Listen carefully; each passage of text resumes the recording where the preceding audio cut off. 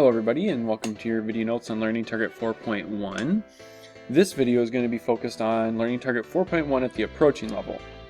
You'll have a second video that will loop back to a lot of the same stuff that we talk about in this video to talk about the basic level.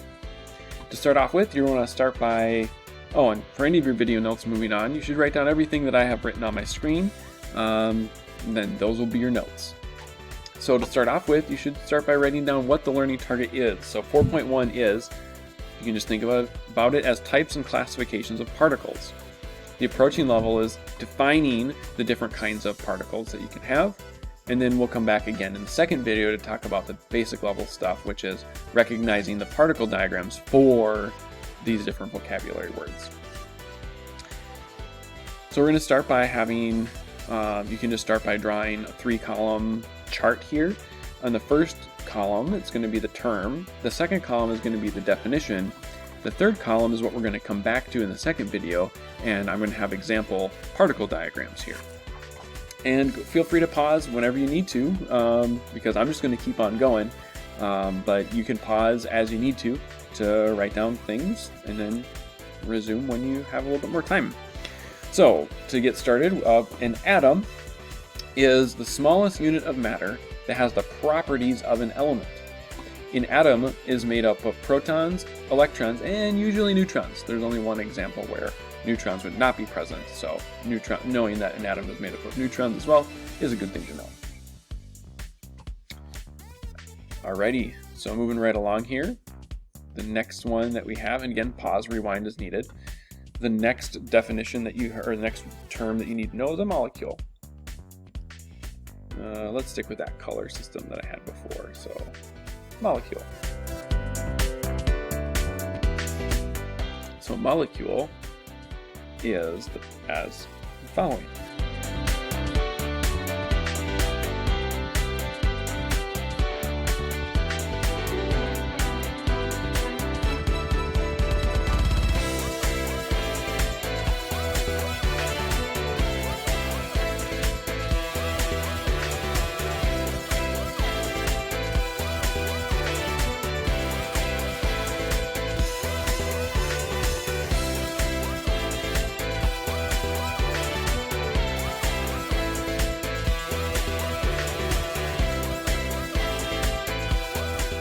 A group of 2 or more atoms chemically bonded. It could be the same or different atoms. So a lot of things are molecules. Though as you'll see, molecules and compounds are very closely related to each other. And I'll loop back to that a little bit more here in just a little bit. But molecule, just 2 or more atoms chemically bonded. Could be the same ones or different ones. All right, next one coming your way here in just a moment. Alright, so I just went through and so we just finished talking about what a molecule is, and I just decided to go through and just fill in the rest of the chart. So feel free to pause and update this if you want, or you can just continue doing it as we go. But the words that we're going to go over are particle, element, compound, then we'll finish off with the pure substance and mixture definitions. So here we go. So back to particle. I'm going to put the definition of particle up here in just a second. A particle is a small portion of matter, or another way you can think about it is a single atom or groups of atoms chemically bonded together. A particle is a very general term. It applies to basically everything that you're going to see in a particle diagram. It's just that something could be a particle and a molecule. It could be a particle and an atom. So as you'll see, like these different particles could be multiple classifications of things. And so everything basically that you're going to see is probably going to be able to be called a particle because it's a very general term. Then the next one that I'm going to be showing you is an element. An element is a pure substance that's made only of the same atoms. That's your main definition here, and then I included some extra information that you should know about as well. There are currently 118 elements that we know exist. If you're watching this video in the future, maybe there's more than 118. We're constantly being able to find new elements and add them to the periodic table. They're listed on the periodic table. So if you look at the wall, if you're in the classroom right now, or if you look at your own periodic table, if you're not in the classroom, you'll see that there are 118 total. We'll talk a lot more about what makes an element in the future, but one thing you can know right now is that they're always symbolized with a letter or two letters together. And if there's two letters, it would be an uppercase and a lowercase. So a common thing that students will get confused about is like something like this. So this one right here is cobalt. It's an uppercase and a lowercase. But this one right here is capital C, capital O, meaning that that's just carbon and oxygen, two separate elements. But you'll get more experience with that as time goes on.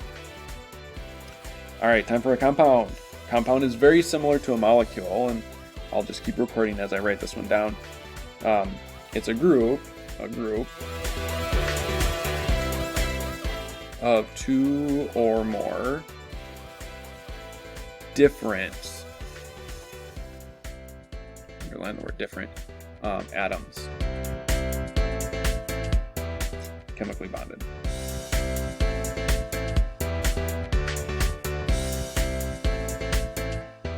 And then just to really hone in on this common problem, they cannot be the same atoms. And that's not universally true. Like, you could end up with something like this. If you remember from the Pogel activity, you get something like this. Like this could be a compound. Like, these two squares are the same, but you have to have two that are, at least two that are different. So like the circle and triangle and square are different, so that classifies this as a compound.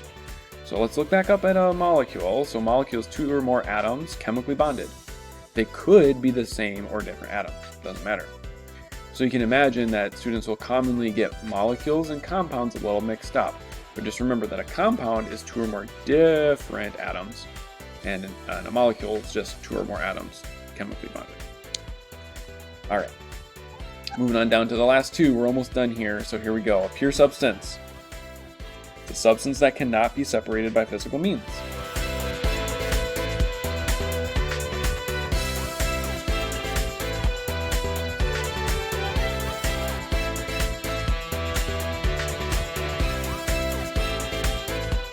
Spell separate. I don't think I did that right. No, I think that's right. Oh well. If it's spelt wrong, you know, I'm not an English teacher.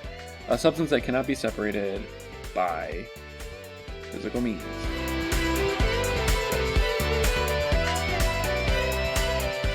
And I'll be giving you examples of those in the next video of what particle diagrams look like for those. And mixtures are a substance that can be separated by physical means. Oh my gosh.